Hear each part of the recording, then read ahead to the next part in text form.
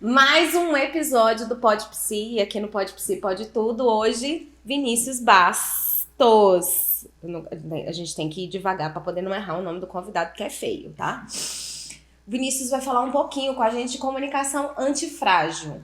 Para você, público em geral, para você terapeuta, para você empreendedor, para você que não sabe direito o que é que fazer da vida, e aí a gente vai te ajudar aqui a começar a olhar para a tua comunicação, porque assim, na boa, comunicação muda tudo. O jeito como você comunica muda tudo na sua vida. Então, não perde, que o Vinícius vai dar show, não vai dar aula, vai dar show aqui pra gente.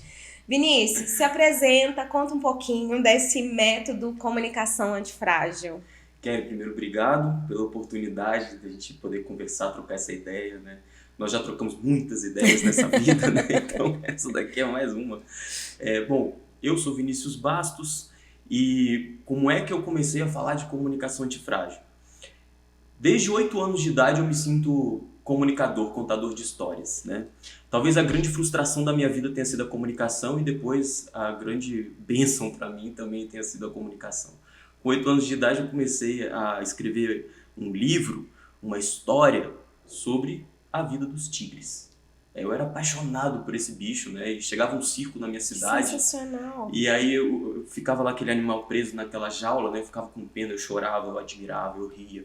E aí um dia eu comecei a pegar meus caderninhos e levar pra lá e ficava anotando o que eu via desse bicho, o que ele transmitia pra mim com 8 anos de idade na minha cabeça, né? Eu fiquei anotando. Aquilo foi virando uma coisa séria e cada vez que eu viajava com os meus pais, eu parava nas bibliotecas das cidades e pegava aquelas enciclopédias, ficava lá lendo e anotando coisas e tal. E foram 90 e poucas páginas. Isso, a Barça. Somos do tempo da Barça. E lá foram 90 e poucas páginas de coisa escrita. Uma namorada de um tio meu ilustrou pra mim. Tava bonito o trabalho. Que legal. Meu pai falou assim: a gente precisa digitar isso daí, passar pro computador para poder publicar. Falei, tá bom, então coloquei tudo numa pastinha vermelha, entreguei para ele foi pro trabalho levar tudo pra digitar. A gente não tinha computador em casa. Na primeira viagem ele perdeu tudo dentro do ônibus. E essa foi a minha grande primeira frustração com as histórias, né? Eu passei uns anos sem querer encostar em nada, sem querer escrever, até que no meu aniversário ali, de acho que 12 anos de idade e tal, meu pai chegou pra mim e falou, me deu um diário de presente e falou, não para de escrever não, você é bom nisso. E aí foi mais uma virada na minha vida. Bom, o que eu percebi ali? A gente cria intimidade com as nossas histórias. As nossas histórias nos definem. Elas têm um valor assim absurdo e muito, muito, muito importante para o que a gente traz. Eu até escolhi me apresentar contando uma história da minha infância, né, de frustração e que me posiciona como um contador de histórias, né? Trabalhar com comunicação é contar histórias e as nossas histórias são as que a gente conhece mais, as que a gente consegue manipular melhor, no sentido de trazer à tona, né, destacar uma coisa que a gente gostaria e tal. Eu acho que se a gente aprende a habilidade de contar histórias, a gente aprende muitas outras habilidades que nos ajudam a nos comunicar melhor. E você tá falando aí, eu tô pensando numa coisa aqui, Vinícius, que é, para além disso, né, o meu olhar de terapeuta, é a história que a gente conta pra gente mesmo. Porque essa história que eu conto pra você, o que você tá me contando, te define pra mim. A história que nos define é a história que nós contamos pra nós mesmos. Por exemplo, meu pai perdeu o negócio e aí, poxa, você podia culpar o seu pai, tá vendo? Eu não escrevo porque o meu pai perdeu a minha primeira história. E rodando esse programa dentro da tua cabeça de tal forma que isso ia te definir pra você.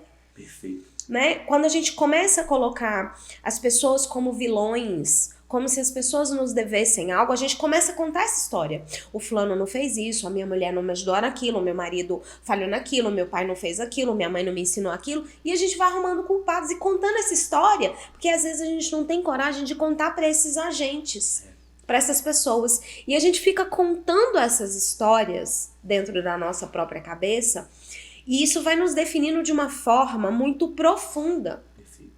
E aí quando a criança, né, estimulada, como foi o seu caso e tal, tem a oportunidade de expressar isso, porque você podia viver com essa frustração. O que seu pai fez? Ele te dá um diário para que você não se perca da sua verdade. Exatamente isso.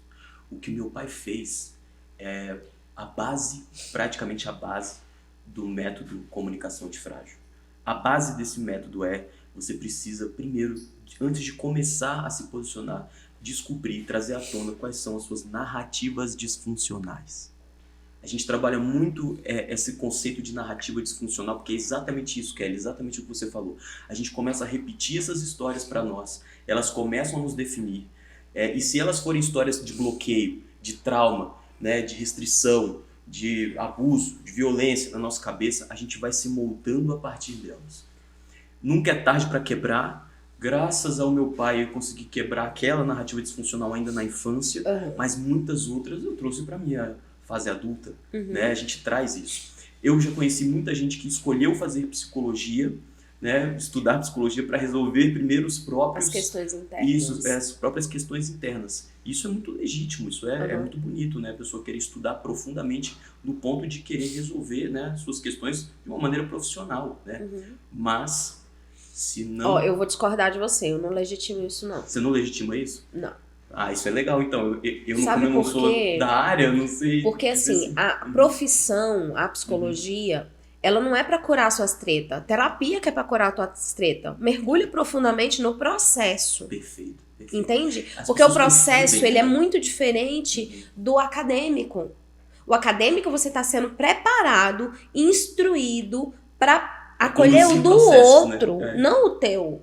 E aí, muitas vezes, por que eu discordo? Porque muitas vezes a gente acha que porque fez esse processo, fui lá, passei 5 anos estudando psicologia, não aprofundou em absolutamente nada teu. Aprofundou no do outro, mas não aprofundou no teu. E aí, quando você não aprofunda na tua questão, você não resolve ela. Não adianta. Cura. Na superfície, você não cura nada. Então, eu acho que a psicologia deveria, inclusive, ter, né, como a arquitetura tem teste de desenho, a psicologia devia ter teste psicológico pra saber se tu pode entrar ou não. Eu provavelmente não entraria. Brincadeira! Brincadeirinha. Faz todo sentido. Eu penso que quando a pessoa toma uma escolha dessa, né, é o caminho ainda da maturidade, né? A pessoa Do atalho, Vinícius. do É a pessoa atalho. que quer o atalho. Ela não quer aprofundar. Eu tenho pavor de gente que fala, não, eu entrei porque assim, eu tinha muitas questões, Entendi. Eu falo, então, amada, vamos resolver seus probleminha. Antes de começar, entendi. Pois é, então, esse processo de quebrar essas narrativas disfuncionais, a gente não faz de outra forma, senão numa terapia. Né? Isso é fundamental. E aí, Vinícius, só validando muito você, sua fala, seus atendimentos. E a gente pensa que terapia, ela só tem um caminho. E não é um caminho único. Muitas vezes eu não vou querer falar com um psicólogo.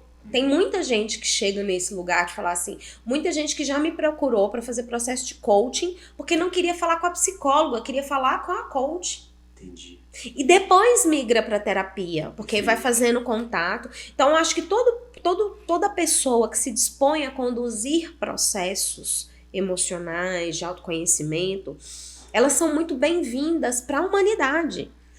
Porque, assim, parece que só a terapia vai funcionar. Eu não acredito nisso. Eu acho que a terapia, ela é um caminho. Mas, às vezes, ela não vai ser um caminho para todo mundo. Agora, eu acho que todo mundo devia passar por esse caminho e também passar por outros processos como eu passei. Todos os processos da minha vida não foram por meio de terapia apenas. Foram também, principalmente, embasados na terapia que me fizeram buscar outros processos. Embasado no meu processo terapêutico, no meu momento terapêutico, que me fizeram buscar mentores como você, por exemplo. Perfeito, perfeito. Eu concordo 100% e comigo também foi o mesmo processo, né? Eu busquei você na minha terapia, né? Na minha parte de resolver, acolher, compreender, trazer para minha consciência, né, questões internas importantes. E tem uma parte que é fundamental, eu acho, assim, para todo mundo que é profissional de terapia, para todo mundo que é psicólogo, que trabalha, né, atendendo pessoas. A gente nunca consegue construir nada, absolutamente nada, se a gente não estabelecer uma conexão profunda, genuína e rápida com o outro, né? Esse ponto ele é fundamental porque se você traz as suas histórias para você de uma forma autêntica, genuína, você se conhece. e tudo que está aqui dentro você consegue transbordar de uma forma um pouquinho mais coerente, né? Então, essa conexão entre o que eu penso e que me define, o que eu acredito e que me define, o que eu sinto e que me define, e o que vai para o meu campo de expressão, o que eu comunico para as outras pessoas, é fundamental para qualquer profissional que trabalha com gente. Desde a pessoa que faz um rápido atendimento para passar informações, até as pessoas que se aprofundam em processos terapêuticos, né, com o outro. Isso vai valer não só para o seu processo profissional, mas para todas as suas relações afetivas, para todas as suas relações sociais. Sua capacidade de conexão define o quanto você vai ser bem-sucedido nos seus relacionamentos com as pessoas. E a sua capacidade de conexão, ela só pode ser bem feita, só pode ser bem sucedida se você se conhecer, se suas histórias te definirem corretamente, se você conseguir quebrar suas narrativas disfuncionais, projetar o que você pensa de forma coerente. E a isso que eu falei com você até antes da gente começar a gravar, né? Foi uma coisa que eu percebi em você quando a gente começou o meu processo terapêutico, muito forte, né? Sua capacidade de fazer uma conexão rápida, de fazer um rapport interessante, né? E aí, assim, a Kelly, de longe, não é a terapeuta mais simpática que eu já tive, mas de longe é a mais empática. E isso te dá uma força, né? Uma coisa interessante.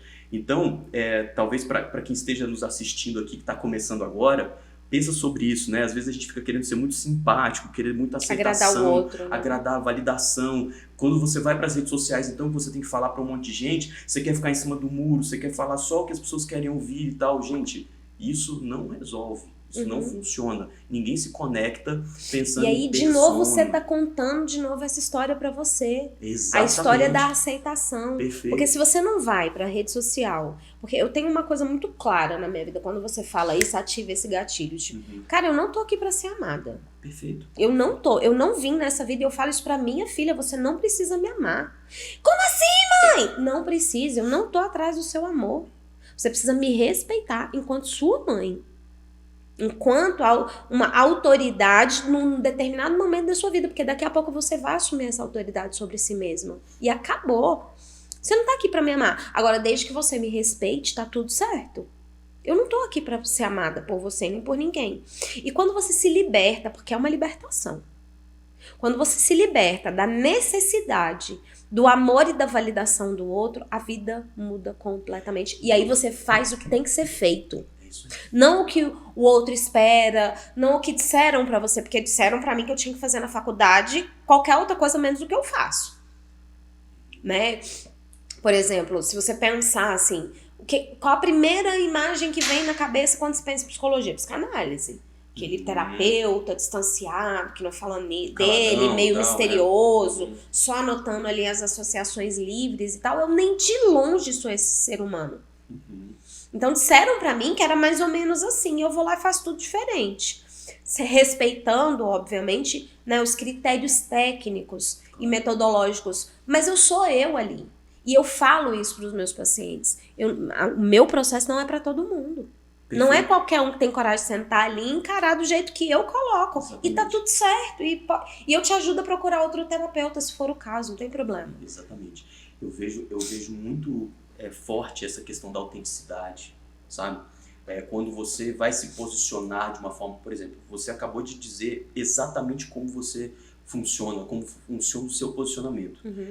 Enquanto você foi falando, eu fui fazendo as imagens da minha cabeça, né, de quando a gente começou o meu processo e tal, e é exatamente isso. Assim, você traz de uma forma muito clara, muito simples de compreender. Então, quem se conecta a você, se conecta à sua identidade.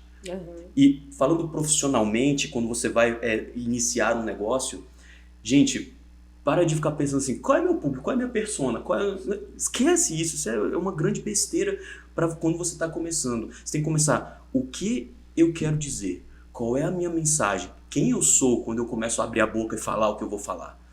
Quem eu sou quando eu quero e começo e preciso me conectar com o outro.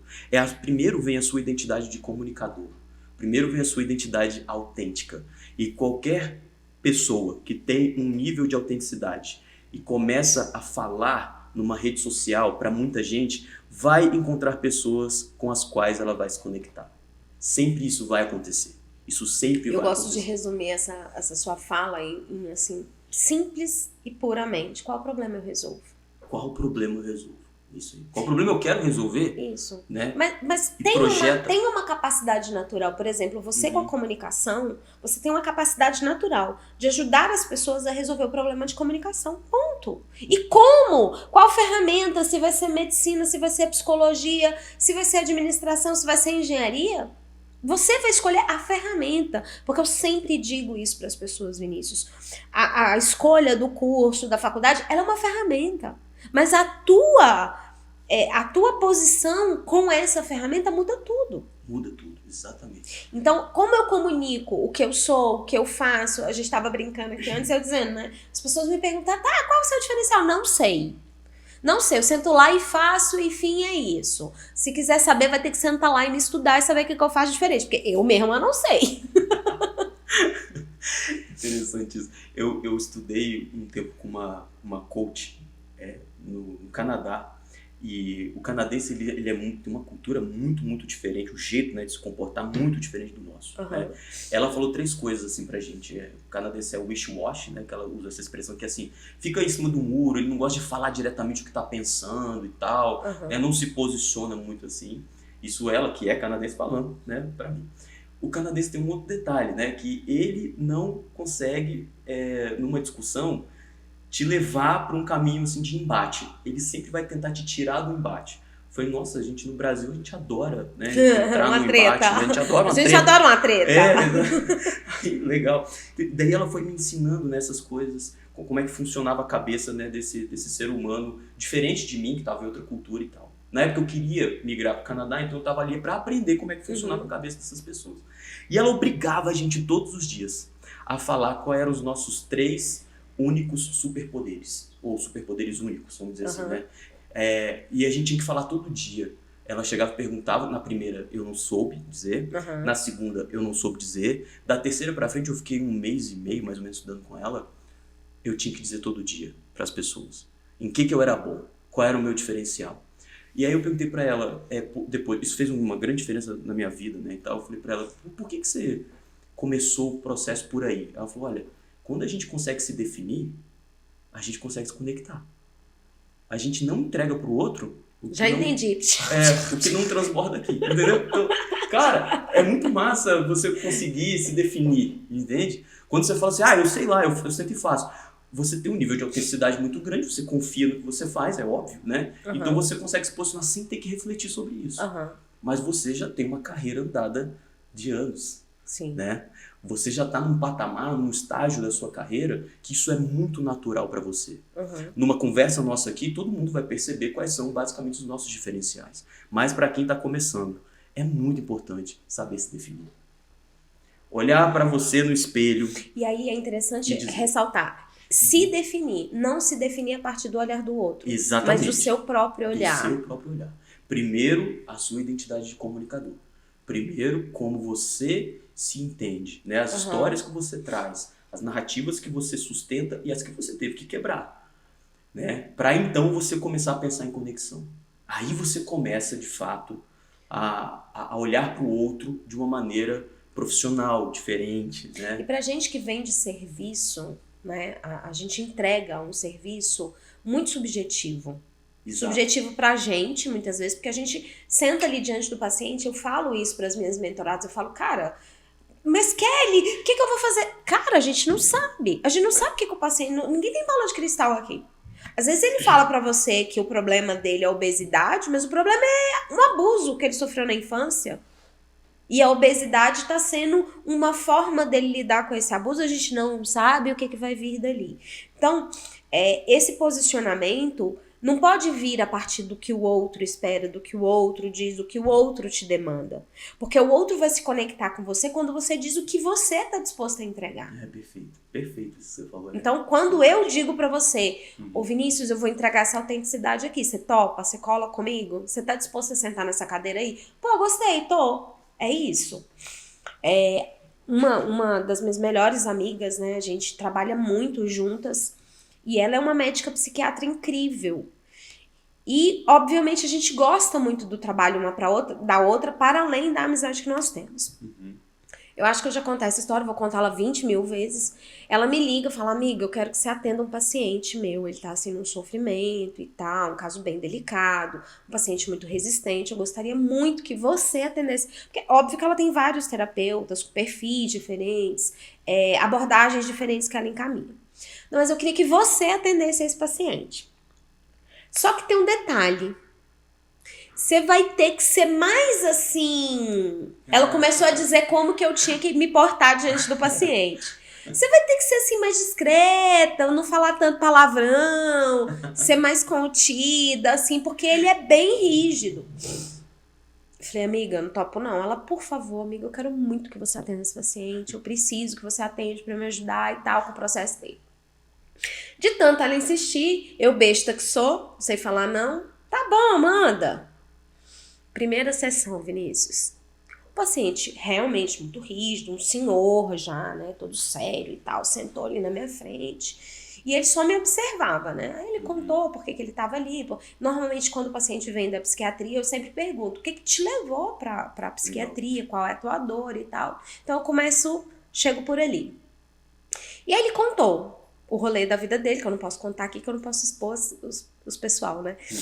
E aí ele contou a história e tal, e ele foi contando e eu fui me dando um desespero, assim, gente, eu vou ter que ficar aqui, assim, fingindo que eu sou blasé, eu não sou blasé, e só pensando, né? Daqui a pouco eu já parei de escutar, porque eu tava tão concentrada em ser uma coisa que eu não era, que parece que eu me desconectei dele.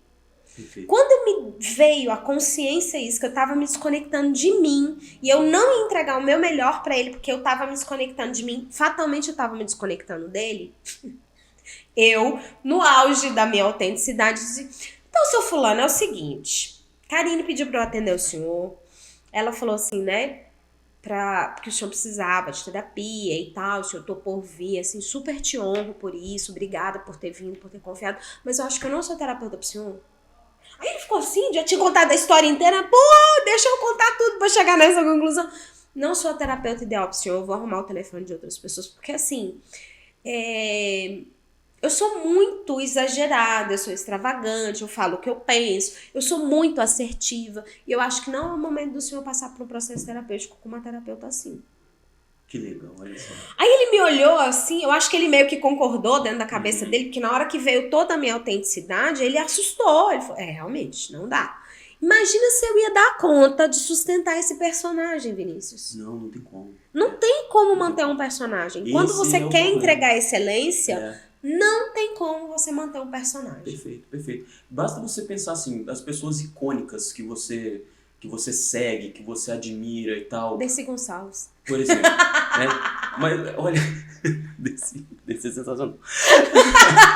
Gente, eu não dou conta de assistir os vídeos dela, velho. Eu choro é muito bom. Eu me sinto livre. Exato. Quando eu assisto ela. E é isso reflete um traço da sua personalidade, né? É muito difícil a gente admirar muito uma pessoa que é em cima do muro, que é indiferente, assim. Uhum. É muito difícil. Essas pessoas, essa massa de indiferentes, né? Elas vão compor um lugar medíocre, né? Se você quer começar e vencer a mediocridade, se destacar, chegar onde você quer com um propósito, uma missão, alguma coisa, sei lá o que você quer fazer, né, em termos de profissão, ou de empreender dentro da sua profissão. Né, para a humanidade. Exatamente. Porque eu acho que a gente está aqui para isso. Você não pode se contentar com a mediocridade, você não pode se contentar com a indiferença, com a média, né, com não se posicionar. O que a Kelly fez, pessoal, foi posicionamento, né? Isso é posicionamento, né? Ah, mas eu vou perder o cliente. Você vai perder vários, vai ganhar vários. É assim que vai acontecer. Até que vai chegar num ponto em que você vai entender quem é que se conecta com você. Aí é a hora de você desenhar suas personas. E aí percebe que naturalmente esse público vai me procurar. A pessoa que quer isso, ela vai me procurar. Perfeito. Eu vejo muito isso hoje. Né? Que a pessoa que precisa disso, ela vem, eu não preciso mais atrair, eu não preciso mais ir atrás dela. Porque esse ser, ele naturalmente me procura para uma mentoria, para um curso, para a própria terapia, entende? Então, hoje eu tô com 4 mentoradas. Uhum. As 4 vieram, eu não fui lá fazer venda para elas. As 4 me ligaram e falaram assim, você tá com disponibilidade de mentoria, eu tô num processo assim, num momento assim da minha vida, você pode, por favor, me ajudar e tal. Hoje, Se você pegar lá o meu Instagram, não tem um carrinho de vendas aberto hoje. Mas eu tenho 4 mentoradas. Sim. E essas 4 vieram porque elas sentiram a necessidade de ter a conexão com aquilo que eu faço. É exatamente esse o ponto. É exatamente esse o ponto. Porque assim, quando a gente vai pensar a comunicação do viés da publicidade, que a gente precisa separar essas coisas, né? Então assim, olha, como é que eu faço a comunicação do meu produto? A comunicação e a publicidade andam juntas, mas a publicidade é quando você vai lá e vende, né, o seu produto, né? Aí tem processos de marketing envolvido, né? Tem processos de eu tenho que anunciar, eu tenho que fazer um processo para encher um carrinho, para lotar uma agenda e tal. Isso é uma coisa. A forma como você comunica a sua marca, a forma como você comunica a sua identidade, eu não estou falando de marca pessoal, tá? Não acredito em personal branding, tá, galera? Não. Pessoas são pessoas, marcas são marcas, né? Existe uma esquizofrenia aí na hora que a gente começa a querer definir uma pessoa como uma marca. A pessoa é muito mais complexa do que isso, né? Então, assim, uma pessoa não é um arquétipo. A pessoa é um complexo de manifestações e uma transição entre arquetípicas. todos os Exatamente, arquétipos. exatamente. Então não dá para definir uma marca. Tem um pessoa. cara que fala sobre energia arquetípica. E isso eu gosto. Legal, bacana. Entrar nas energias nas estações arquetípicas, né? Eu já ouvi falar algumas coisas assim, bacana. Então, olha, se você não é uma marca, o seu processo de publicidade não é o mesmo da Coca-Cola, certo? Você tem que entender isso. A sua identidade, as suas histórias, o que te define, são histórias muito mais complexas. Elas não foram forjadas como de uma marca, de uma empresa. Elas são reais. Elas são trazidas desde lá da sua infância. Você precisa entender para aplicar isso do jeito certo. Né? Então, não começa pensando em para quem você vai falar. Começa pensando em o que você vai falar. Qual o problema você resolve, como você disse, né? Resumiu perfeitamente bem. O problema que eu resolvo é esse. Como que eu me posiciono? Assim, eu sou essa pessoa. E muitos vão se conectar com você. Aí agora é o momento de você entender, a partir das pessoas que se conectaram a você, quem eu atraio para atender, para me relacionar. Aí começa, olha como é que isso explode, né, em vários campos da sua vida. Quem eu atraio, sendo a pessoa que eu sou, qual é o tipo de perfil que se conecta comigo? Você está agora, nesse momento, infartando todos os psicólogos que estão te ouvindo. Como assim? É isso mesmo, super concordo. É isso mesmo. E aí, gente, vocês vão Principalmente se ele for recém-formado. Ele tá tendo 5 infartos de miocárdio agora. Eu dou aula na faculdade de comunicação e sempre falo com os meus alunos. Eu tenho uma aluna que ela é digital influencer. E ela já passou de 10 mil seguidores. Então ela é muito bem sucedida, né, no campo de trabalho dela e tal. E eu acompanho os stories dela, né? E, bom, se ela estiver assistindo, ela já vai saber. Eu nunca disse isso pra ela, né? Mas ela, dentro da sala de aula, é uma das pessoas que tá mais pronta. Tá mais pronta para ir pro mercado de trabalho e tal. Ela já experimentou o mercado, né? Durante toda a pandemia. Foi quando ela construiu o negócio dela. E eu fiquei impressionado, assim, como que, né, uma pessoa ali na casa dos seus 20 anos, né, bem no comecinho da carreira, já tem tanta maturidade para expor o que pensa, para se posicionar de uma forma, né, e tal. Eu acho que eu não tinha quando eu tinha 20 anos de idade, esse grau de maturidade. Mas isso, hoje, é muito acelerado por causa da nossa capacidade de pegar um celular na nossa mão e falar o que a gente pensa. Mas eu acho que o mundo tá mais pronto para ouvir, Vinícius. Exato. Você tá falando aí, eu não tava pronta. Eu já era essa pessoa. Eu já nasci... Eu acho que eu já nasci falando palavrão. A primeira palavra não deve ter sido mamãe e papai. Certeza que foi um mega de um palavrão. Mas o mundo não estava preparado para isso. Hoje, o que eu percebo? Que ou as pessoas se acostumaram comigo, e mesmo que a pessoa acabe de me conhecer, para ela é mais natural ouvir os meus palavrões do que era quando eu era criança. Ah, mas é porque eu era criança? Beleza, vamos colocar ali na casa dos 20. Eu incomodava muito as pessoas com o meu jeito de ser.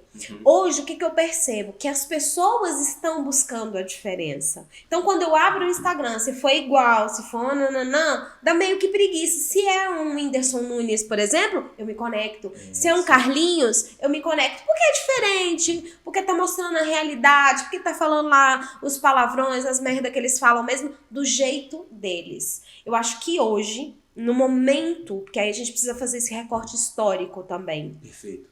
O recorte histórico que nós estamos vivendo é propício para essa moça de 20 anos se posicionar. Exatamente. O nível de conectividade, não estou falando conexão, conectividade, né, que ela tem instantânea com o mundo inteiro, é absurdo, né? Não se compara com a nossa época. Exatamente. Então ela pega o celular dela, pá, liga, ela começa a falar e de repente algumas pessoas começam a se conectar com ela. Né? Agora vejam, quando você pega o seu celular, abre a câmera e começa a falar para o mundo, você está exposto a julgamento. Você está exposta à desaprovação. Você está exposta à opinião alheia.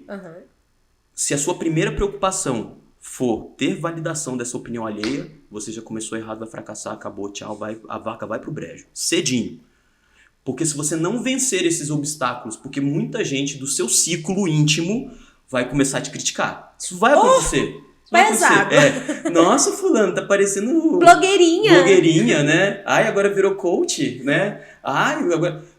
Gente, se você tem uma verdade, se você se sente preparado para isso, e você vai duvidar se você tá preparado, isso é normal. Vai sentir medo, vai querer voltar 6 casas para trás. Isso vai acontecer. Mas vai com medo mesmo, né? Feito é melhor que mal feito. Eu não falo que feito é melhor que perfeito, tá? Porque perfeito é ótimo. Perfeito é muito assim, muito ótimo. Se você começar a perseguir essa perfeição logo no começo, também tá fudido. Feito é melhor que mal feito, então faz. Você só vai acertar se você souber onde você tá errando. Começa... E só dá pra saber que tá errando fazendo. Então começa a pensar na sua cabeça, você não vai falar isso, mas na sua cabeça começa a buscar desaprovação. Isso é um fundamento de antifragilidade. Eu uso o caos, a adversidade, a desaprovação para crescer. Eu uso isso para extrair... Você tá com vagas abertas para mentoria? Porque eu tô precisando de um pouco de desaprovação na rede social. Porque na minha vida pessoal é só o que eu busco, entendeu? Pois é. Me desaprovem. Me reprimam. Só pra eu tretar. Isso é muito bom. Na rede social eu ainda tenho dificuldade, Vinícius.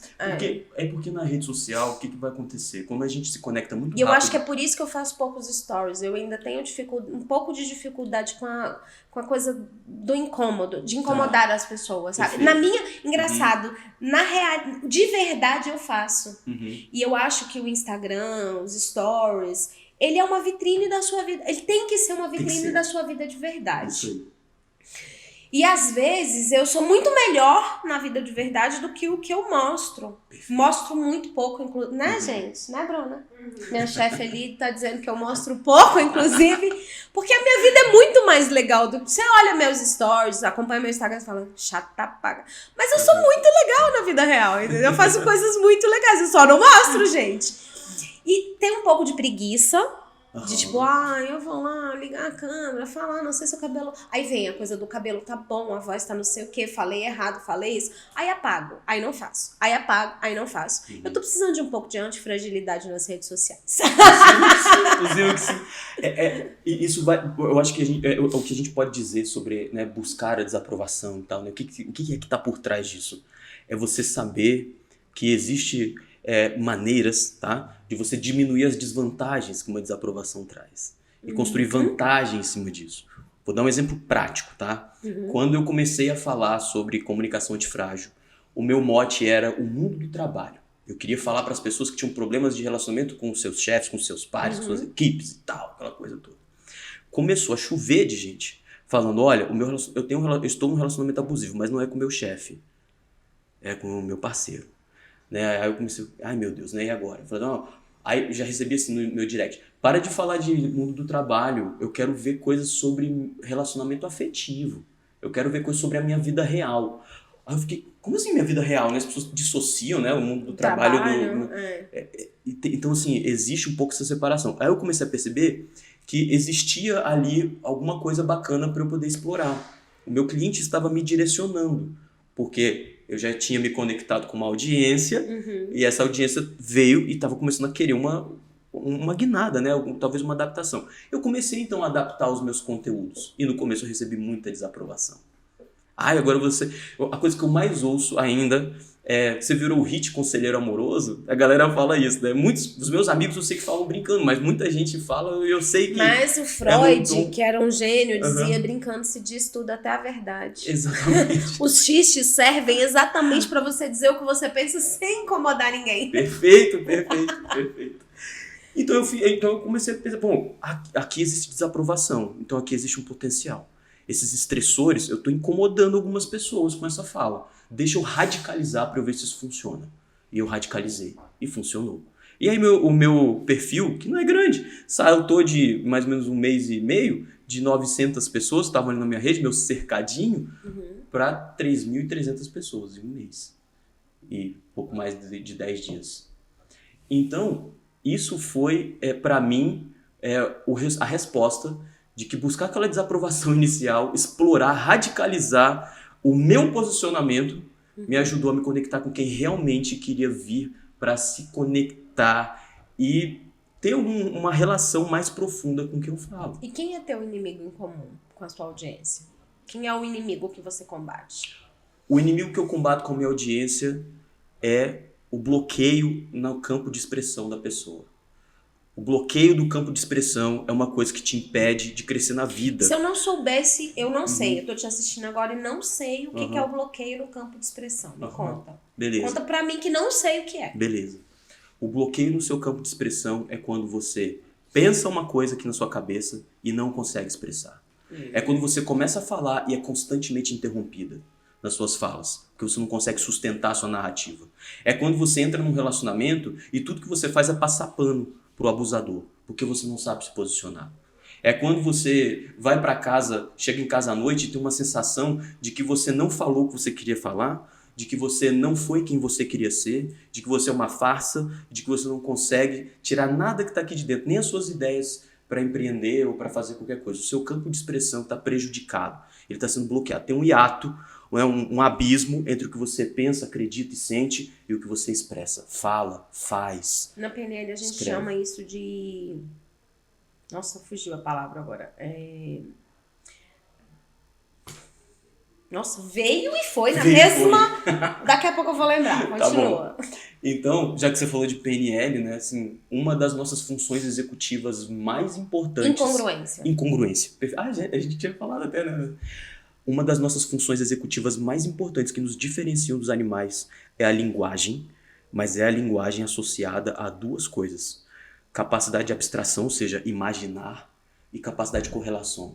Fazer correlações, fazer ligações entre as coisas que eu estou imaginando e assim eu produzo sentido. Quando eu produzo sentido, eu expresso sentido. A arte é isso. Animais não fazem arte. E essa é a arte do terapeuta, né? O paciente está ali contando histórias, e muitas histórias vão enchendo ali o setting terapêutico. Isso. O papel do terapeuta é fazer essas conexões que naquele momento o paciente não consegue fazer.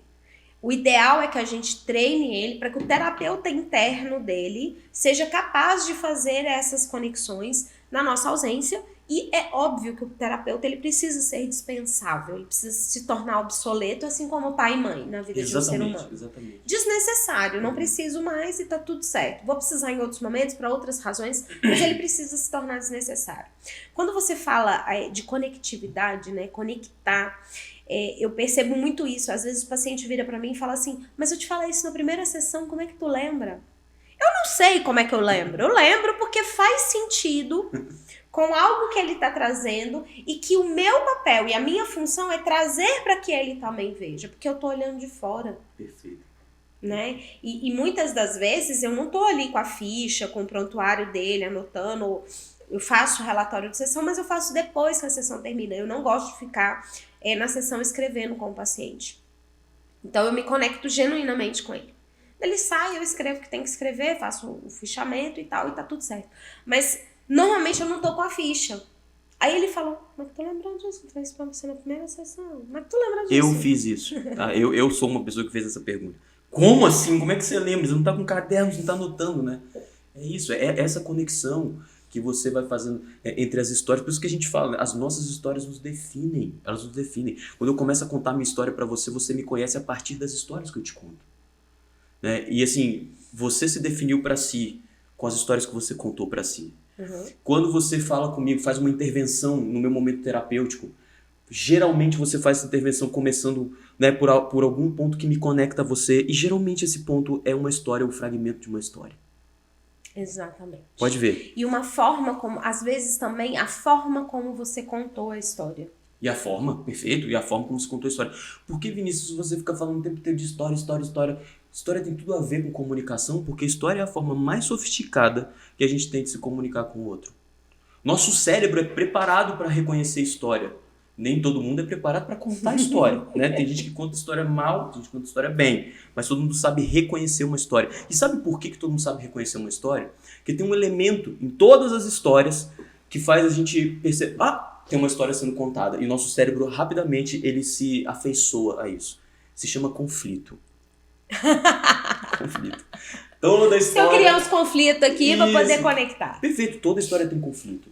Os conflitos, eles vêm a partir das dualidades, das contraposições, né? E a gente vai se conectar das expectativas não atendidas. E a gente vai se conectar, às vezes, ou olhando para o mesmo conflito, né? No caso da terapia, né? Eu quero enxergar junto com você o seu conflito, então eu preciso trazer à tona o seu conflito. Se a gente não consegue trazer o conflito, não vai rolar. Isso nunca vai acontecer, né? Não vai acontecer um processo terapêutico. Porque aí o conflito ele pode ser estancado em 2 momentos.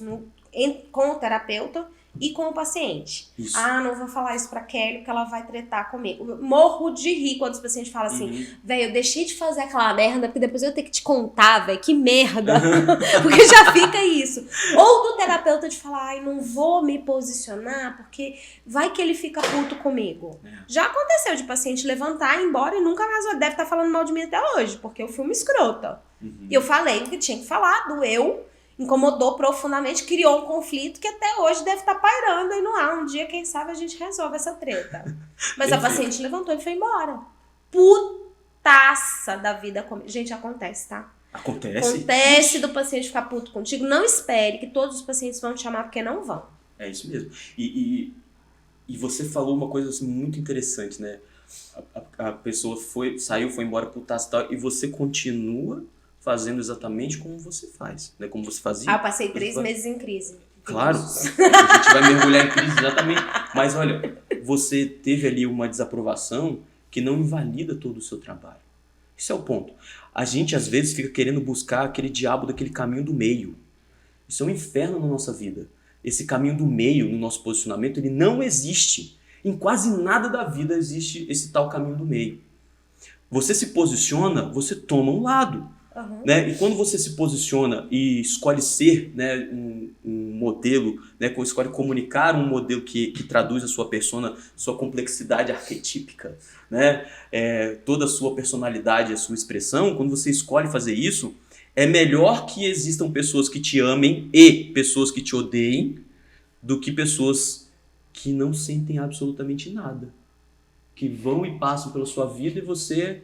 né? É aquela margaridinha ali do campo blasé, né? Que não fede nem cheira, né? Como diz a expressão.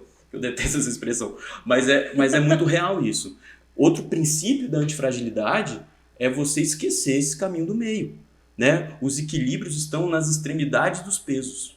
O que eu faço na minha vida como comunicador antifrágil? Eu busco me posicionar o máximo possível que eu posso dentro do meu assunto, ou seja, correr o máximo de riscos possível e, ao mesmo tempo, construir o máximo de autoridade possível, estudando muito, me aprofundando muito, tendo os meus mentores e tal, para que, quando um paciente chegar e falar assim, mas você está falando um absurdo, eu posso dar mostras para ele de 10, 15 pontos de vista diferentes que fundamentam o que eu estou falando. Então, eu não tenho medo de falar absurdos. Eu não tenho medo de dizer pra vocês, por exemplo, para com essa maluquice. Exatamente. Para de buscar essa maluquice de persona, qual é o arquétipo que eu quero comunicar. Para com isso, né? Começa do simples. Faz a sua identidade de comunicador vir à tona. Quebre suas narrativas disfuncionais. Fala o que você acredita, o que você pensa, se posiciona e radicaliza seu posicionamento. Você vai se conectar com pessoas de verdade. E isso é muito legal a gente falar para psicólogos, né? Porque assim... Na faculdade, pensando agora um pouquinho na questão de como a gente é educado para ser terapeuta, é totalmente diferente disso, né? É sempre buscar o equilíbrio, é a narrativa do paciente, você não isso, você não aquilo. Tem muita coisa que é dito para nós, que é ensinado para que a gente seja, que é muito difícil quebrar depois no processo. Então hoje, o que você está dizendo comunica muito com o que eu acredito. Que é ser um bom terapeuta. Ser um bom terapeuta é sair desse lugar do não posicionamento. Um terapeuta tem um posicionamento, sim, de terapeuta. E o que é um terapeuta? Ele precisa ter potência, presença e permissão. Olha que legal. Então, essa permissão que o paciente me dá, ele também busca em mim uma potência dele se sentir que eu vou me posicionar e uma... Como é que eu posso explicar, né?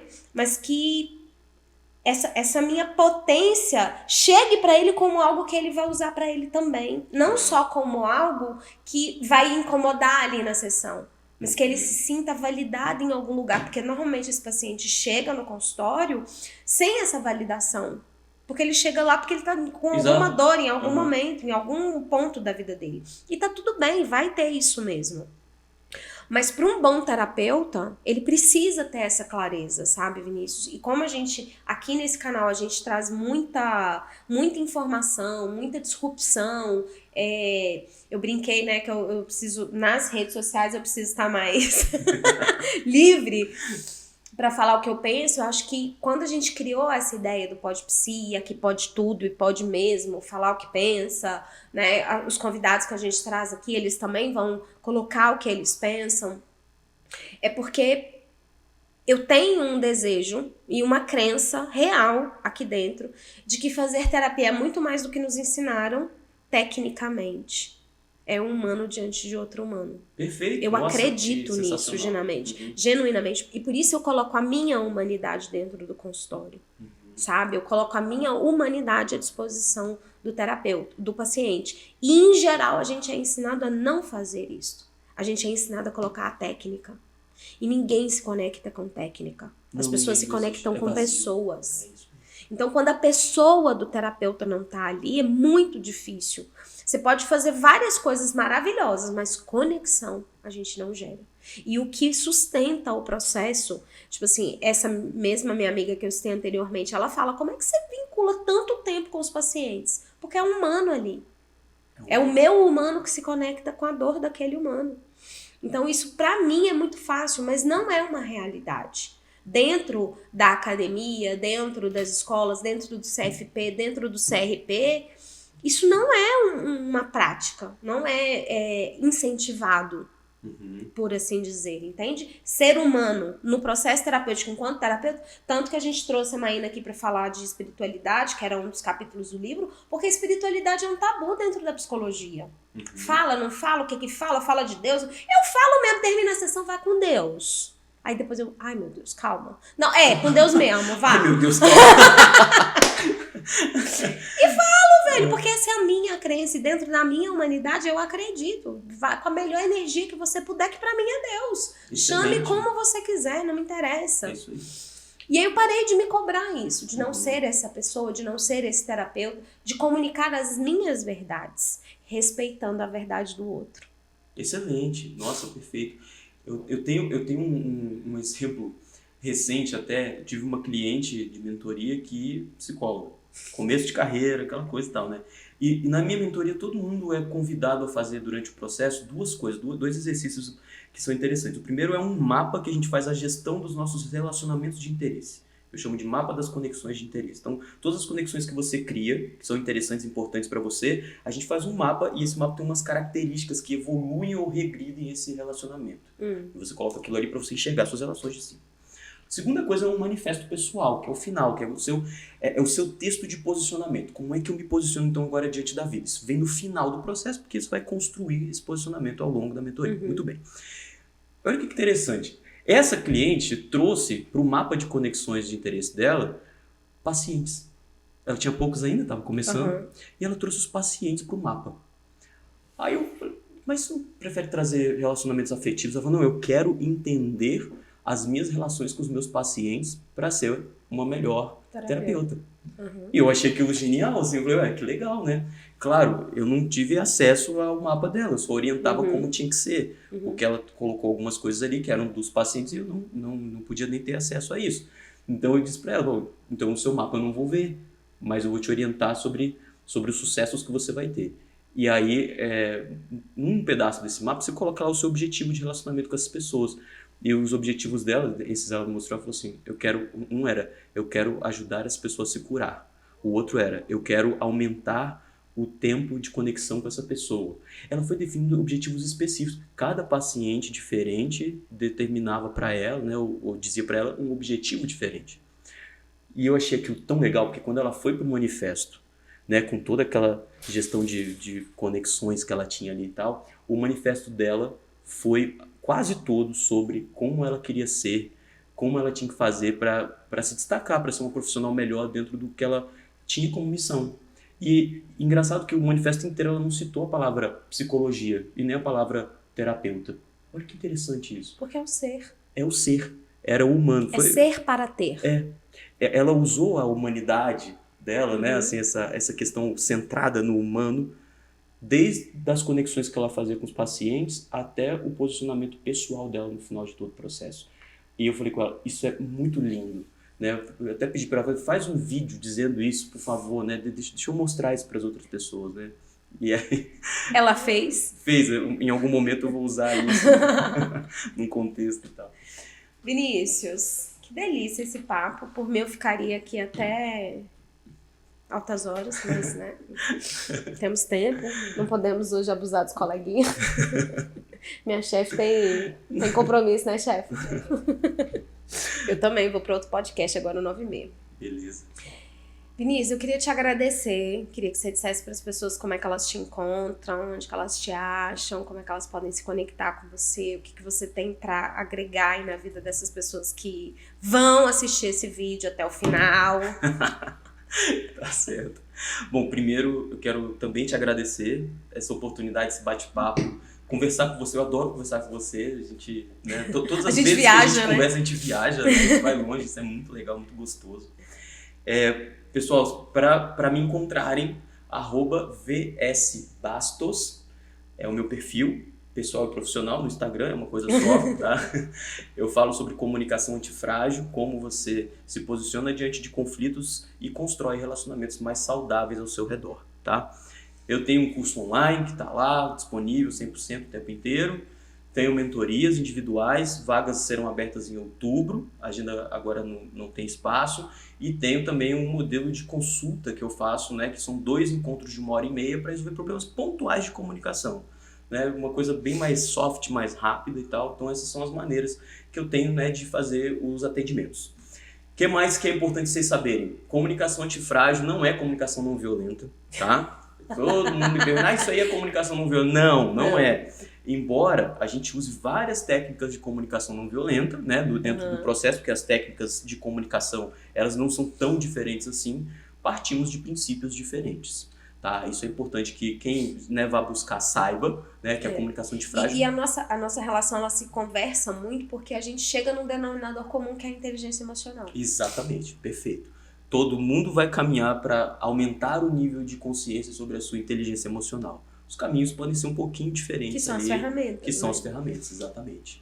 Então, basicamente é isso. Eu estou lá disponível, pronto para atender, para receber vocês. Sejam bem-vindos, bem-vindas, né? Aproveitem. Dúvidas, perguntas. Manda direct, pode chover no meu direct lá, que eu vou estar sempre que possível, né, disponível. Eu sempre falo isso, eu demoro, mas eu respondo. Às vezes eu dou uma demorada também, mas eu respondo todo mundo. Ninguém nunca pode poder reclamar que eu não respondi. Bom, eu tenho certeza que você adorou esse podcast, assistiu até o final, então já aproveita aí, já coloca aí a notificação dos sininhos. Se não curtiu, curte.